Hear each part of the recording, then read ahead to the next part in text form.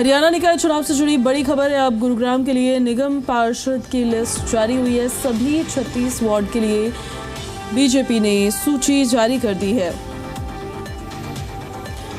बड़ी खबर आपको बता रहे हैं इस वक्त की ये बड़ी जानकारी। गुरुग्राम के लिए निगम पार्षद की लिस्ट जारी हो गई है। सभी 36 वार्ड के लिए बीजेपी ने सूची जारी कर दी है। तो हमारे दो सहयोगी हमारे साथ कनेक्ट हो रहे हैं। हमारे साथ गुरुग्राम से देवेंद्र भारद्वाज कनेक्ट हो रहे हैं, चंडीगढ़ से विजय राणा हमारे साथ कनेक्ट हो रहे हैं। विजय, मैं आपका रुख करूंगी, उससे पहले ये गुरुग्राम के लिए जो निगम पार्षद की भी लिस्ट जारी हुई है 36 वार्ड के लिए, जरा देवेंद्र वो उसके बारे में जरा बताइए। लिस्ट में क्या क्या मेंशन किया गया है, किन किन के नाम सामने आए हैं? देखिए पूजा, बिल्कुल जिस तरह से बीजेपी की तरफ से कल मेयर पद के लिए राजरानी मल्होत्रा को अपना उम्मीदवार बीजेपी ने बनाया था, तो उसके बाद आज सुबह जल्द ही उन्होंने जिस तरह से आज वार्ड 36 कुल हैं गुरुग्राम में, और सभी वार्ड के पार्षदों के नाम जो उम्मीदवार के तौर पर उतारे हैं उनके नाम की घोषणा आज कर दी गई। यही कारण है कि बीजेपी की तरफ से लगातार मंथन किया जा रहा था, क्योंकि एक तरफ राव नरबीर और दूसरी तरफ राव इंद्रजीत के साथ साथ संगठन के जो उम्मीदवार थे उन पर मंथन किया जा रहा था। तो उस बीच आज जो 36 वार्डों के उम्मीदवारों के नाम का ऐलान किया गया, उसमें कहीं ना कहीं राव इंद्रजीत समर्थित जो पार्षद थे जितनी टिकट वो मांग रहे थे उतनी टिकट नहीं दी गई, और संगठन से जुड़े हुए जो कार्यकर्ता थे उनको टिकट दी गई है। इसके साथ साथ राव नरबीर के भी कुछ ऐसे चहेते उम्मीदवार थे जिनको लगातार वो टिकट दिलाने की कोशिश कर रहे थे, लेकिन उनका भी नाम इस लिस्ट में देखने को नहीं मिला। तो इससे जाहिर सी बात है कि इस बार बीजेपी संगठन की तरफ से कोशिश यही की गई कि जो संगठन से जुड़े कार्यकर्ता हैं उनको मैदान में उतारा जाए, और यही कारण है कि गुरुग्राम के जो 36 वार्ड है उसमें सभी उम्मीदवारों के नाम का ऐलान कर दिया गया है। और इसके साथ साथ अभी जो प्रतीक्षा है, प्रतीक्षा मानेसर नगर निगम के उम्मीदवारों की है, क्योंकि अभी तक वहां ना तो मेयर पद के नाम का ऐलान किया गया है और ना ही अभी पार्षदों के नाम का ऐलान किया गया है। तो अभी उसकी प्रतीक्षा है कि जल्द ही वो लिस्ट आ सकती है। लेकिन जिस तरह से गुरुग्राम में कल राजरानी मल्होत्रा को उम्मीदवार बनाया गया, हालांकि उससे पहले एक लिस्ट जारी की गई थी जिसमें उषा प्रियदर्शनी का नाम था, लेकिन उस लिस्ट को दोबारा बीजेपी ने वापस कर दिया और ये कहा गया कि गलती से ये जारी की गई है, अभी दूसरी लिस्ट आएगी वो पूरी तरह से सही है। और यही रहा कि देर रात जब लिस्ट जारी हुई तो उसमें उषा प्रियदर्शनी का नाम कट गया, यानी कि ये कहें कि उषा प्रियदर्शनी की टिकट काटने के बाद राजरानी मल्होत्रा को ये टिकट दी गई है और उनको मेयर पद का उम्मीदवार बनाया गया है। फिलहाल बड़ा दिलचस्प ये चुनाव रहने वाला है, क्योंकि एक तरफ लगातार जिस तरह से बीजेपी की तरफ लोगों का रुख था, क्योंकि बड़ी संख्या में लोगों की ये उम्मीद ये था कि बीजेपी की टिकट मिले और उसके बाद वो नामांकन करें, और यही कारण रहा कि गुरुग्राम में नामांकन छोड़कर अभी तक नामांकन नहीं हुए। और यही कारण है कि फिलहाल अब ये कहा जा सकता है कि लगातार जिस तरह से अब 36 वार्डों में पार्षदों के नाम का ऐलान कर दिया गया, मेयर पद के नाम का ऐलान कर दिया गया, तो अब नामांकन की प्रक्रिया बड़ी संख्या में होगी, और तमाम जो उम्मीदवार हैं वो आज भी नामांकन कर सकते हैं, तो सोमवार को भी बड़ी संख्या में नामांकन होंगे। हालांकि कांग्रेस की लिस्ट अभी तक जारी नहीं हुई है, और यही कारण है कि कांग्रेस भी लगातार मंथन कर रही है कि किस तरह से उम्मीदवारों के नाम का ऐलान किया जाए, क्योंकि कांग्रेस के पास भी बड़ी संख्या में आवेदन। बिल्कुल, और कांग्रेस की लिस्ट आज संभवतः जारी हो भी सकती है। कल मीटिंग हुई थी उनकी, उसके बाद ये इन्फॉर्मेशन मिली। आपके पास वापस लौट रही में देवेंद्र। विजय, आपका रुख कब करना चाहती हूँ। लिस्ट लगातार जारी हो रही है पार्टियों की तरफ से, अब कौन किस पर भारी पड़ेगा ये तो जब चुनाव के नतीजे आ जाएंगे उसके बाद ही साफ हो पाएगा। लेकिन ये जो निगम का चुनाव है हरियाणा में, ये कितना महत्वपूर्ण है हरियाणा की राजनीति में विधानसभा इलेक्शंस के बाद हर पार्टी के लिए? विजय। बिल्कुल, ये बेहद महत्वपूर्ण चुनाव हम इसे कह सकते हैं, क्योंकि लगातार जो सरकार कामकाज करती है और उस कामकाज को, उन योजनाओं को धरातल स्तर पर अगर सफल बनाना है, तो जो छोटी सरकारें होती हैं, यानी जो पंचायतें भी होती हैं या जो नगर परिषद है, नगर पालिकाएँ हैं, नगर निगम है, यहाँ पर भी जो है सरकार का हस्तक्षेप हो, यहाँ पर पार्टी के लोग यहाँ पर जीते, उससे जो है सरकार की जो कार्यक्षमता वो बढ़ जाती है। और कहीं ना कहीं जब कोई ऐसे हिस्से में कहीं ना कहीं दूसरी विपक्षी पार्टियों के लोग भी कई बार जब जीत जाते हैं तो अक्सर जो है मनमुटाव देखने को मिलता है कि विकास कार्य नहीं हो पा रहे हैं, आरोप प्रत्यारोप का दौर जो है जारी रहता है आपस में। तो ऐसे में सरकार की कोशिश यही है, भाजपा की कोशिश यही है कि उनके जो समर्थित जो उम्मीदवार हैं, उनकी टिकटों पर जो लोग खड़े हो रहे हैं, जिनको चुनाव लड़वा रही है भाजपा, उन्हीं की जीत हो। लेकिन अगर हम दूसरी पार्टियों की बात करें तो दूसरी पार्टियों के लिए भी चुनाव बेहद महत्वपूर्ण हो जाता है, चाहे अब क्योंकि अब इनेलो भी चुनाव मैदान में उतर चुकी है, आम आदमी पार्टी मैदान में उतर चुकी है, कांग्रेस की भी लिस्ट आज आने वाली है।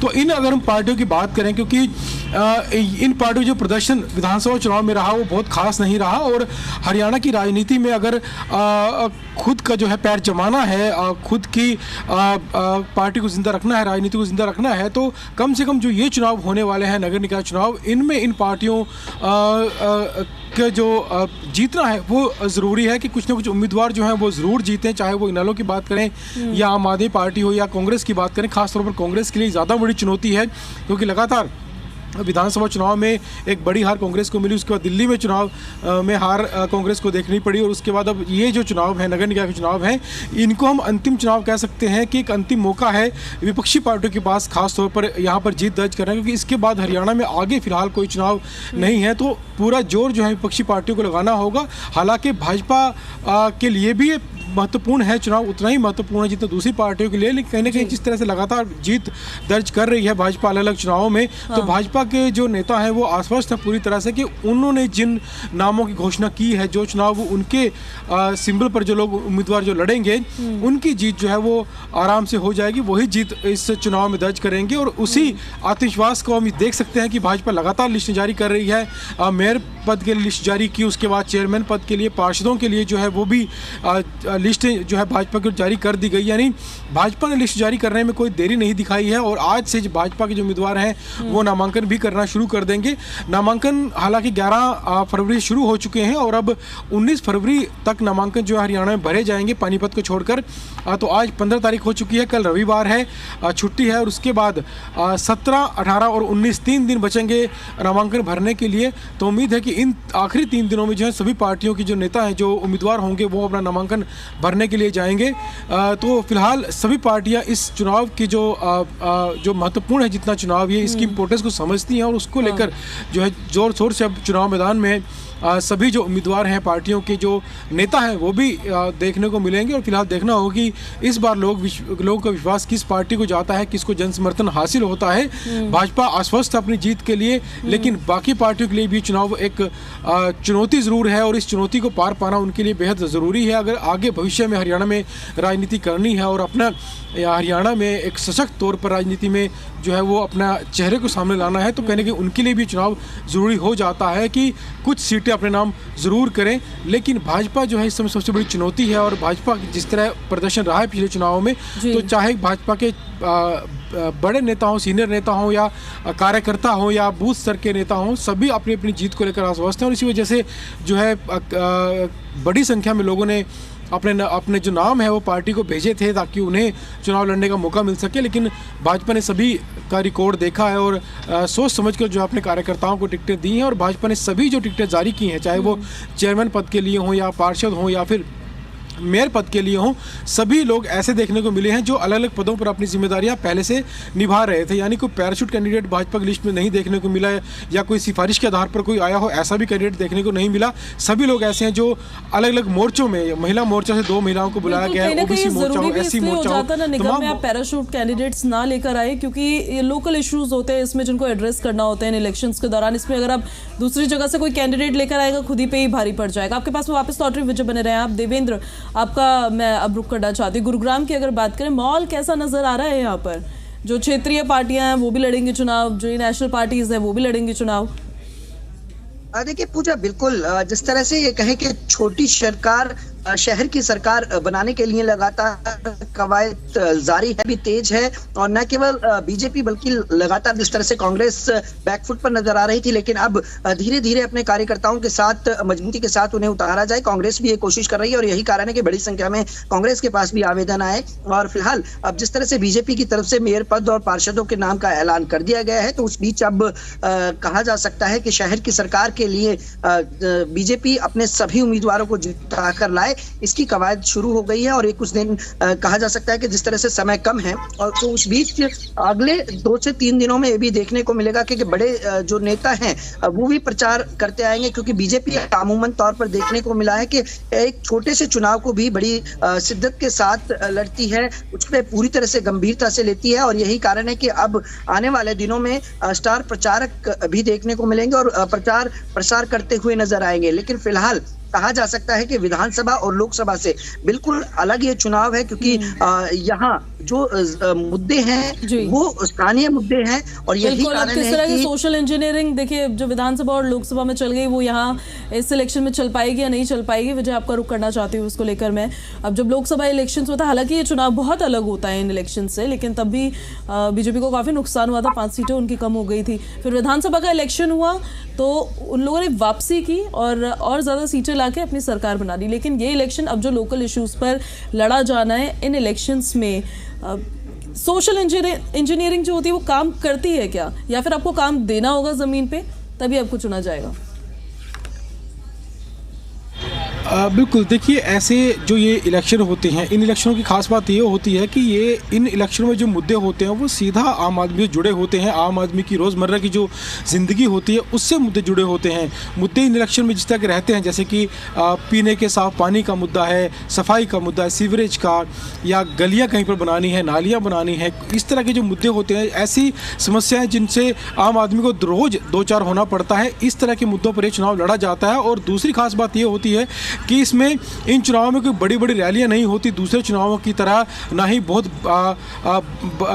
ज़्यादा पैसा खर्चा जाता है या रोड शो निकाले जा रहे हैं, इस तरह के चुनाव प्रचार नहीं होता, बल्कि इनमें गली मोहल्लों के अंदर जो है चुनाव प्रचार होता है। प्रत्याशी जो होते हैं वो गली मोहल्लों में घूमते हैं, घर घर जाते हैं, और जो कार्यकर्ता होते हैं वो भी हर घर तक जो है वो हर परिवार तक जो है प्रत्याशी और जो कार्यकर्ता हैं वो पहुँचते हैं। यानी बहुत ज़मीनी स्तर पर जो मुद्दे होते हैं और ज़मीनी स्तर पर ही चुनाव प्रचार इन चुनाव का होता है। तो आम आदमी जब वोट डालने के लिए जाता है तो उसे यही उम्मीद होती है कि उनकी जो गली है टूटी हुई है वो बन जाए, उनके घरों में साफ पानी आ जाए, सफाई व्यवस्था ठीक हो जाए, गली मोहल्ले की गंदगी ना रहे। तो इस तरह के मुद्दों को देख कर आम आदमी जो है वो अपना वोट डालता है। और जिस तरह से लोकसभा चुनाव जब हुए उसका जो परिणाम आया, लोकसभा चुनाव का परिणाम हमेशा विधानसभा चुनाव के परिणाम पर उसका असर हमेशा रहता है। और जब विधानसभा चुनाव होते हैं, एक सरकार बनती है किसी पार्टी की, तो उसका असर भी जो है नगर निकाय चुनाव पर देखने को मिलता है। लोगों के मन में ये साफ बात रहती है कि अगर उन्हें अपने काम करवाने हैं तो वो उस पार्टी की तरफ अपना झुकाव रखें जिस पार्टी की सरकार जो है वो प्रदेश में है, ताकि उनके जो काम है वो ना रुके। वो कोई अगर उनकी गली मोहल्ले की ओर से कोई मांग उठाई जाए तो तुरंत वो काम हो आता है या नहीं आता है, देखना बेहद दिलचस्प होगा। इसको लेकर और भी पूछना था आपसे, लेकिन आप दोनों का फिलहाल बहुत बहुत शुक्रिया इन सारी जानकारियों के लिए।